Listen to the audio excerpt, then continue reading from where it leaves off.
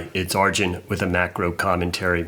I wanted to highlight the progress we're seeing in the very meaningful change in rhetoric from those who are either in the political or environmental camp that it's sort of a climate-only view of the world and we're generally hostile to US and Canadian oil. And there's been a big change in rhetoric. There are now open calls for more US shale oil, which is a good thing, and incredibly, and by some miracle here today, Tuesday, April 5th, a call for more Canadian oil. This is good. Now, I know some of you are going to say, hey, it comes with that same anti-business rhetoric. They're still against pipelines. They were previously calling for banning fracking and stopping federal permits, and maybe some of that was campaign stuff. But regardless, hostile industry. And I just say, this is a sign of progress.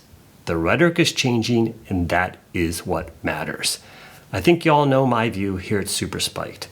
I think there's a big difference between good barrels from places like US and Canada and bad barrels from places like Russia, Iran, and unfortunately today, hopefully it changes, Venezuela. Now, it is the very tragic and unfortunate invasion by President Putin of Ukraine that's causing this rhetorical shift.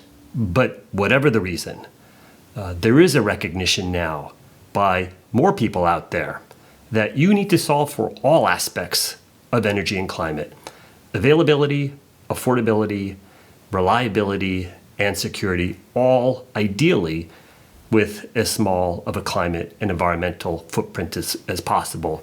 When you only focus on the climate side and forget about the other important aspects, you end up in a worst of all worlds where you're not secure, energy is not either available or affordable, and you actually haven't done anything. In fact, it's possible you've made things worse for the climate. Now, as far as US and Canada goes, it should still come with important environmental and climate goals, net zero scope 1 and 2 by, say, 2050, and most importantly, a better approach to methane, which really is the responsibility of industry. There's some companies, large companies, making good faith efforts. We need an industry solution here. That should be a prerequisite, or at least commensurate with any growth that we have. It's not about gutting those environmental or climate considerations.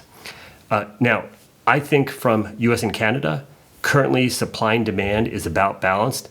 By 2030, we have a shot to get to 10 million barrels a day of net exports.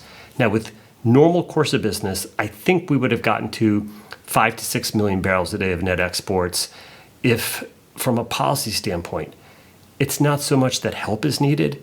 We could use non-hostility, first and foremost. But number two, pushback, government helping push back against those that obstruct pipelines and other infrastructure. That is really where the biggest difference can be made. And I would just say, for those in that diehard climate crowd, that obstructionism makes us worse from a security standpoint. It makes things worse from an affordability standpoint. And I would argue the barrel simply gets shifted to less environmentally friendly places like Russia and Iran. So you're not even doing anything for the climate. Let's push back on that obstructionism. If we can get to 10 million barrels a day in exports, which I think is a realistic goal by 2030, you end up effectively displacing all the net exports from Russia and Iran. Now, it's not that those barrels wouldn't exist, they'd probably still be out there, but at least the US and its allies would no longer be physically dependent on those barrels and could be stronger in taking actions against any bad moves by any of those countries or places. This change in rhetoric is an important sign of progress here in this energy transition era. More Canadian and US oil is a good thing. Thank you.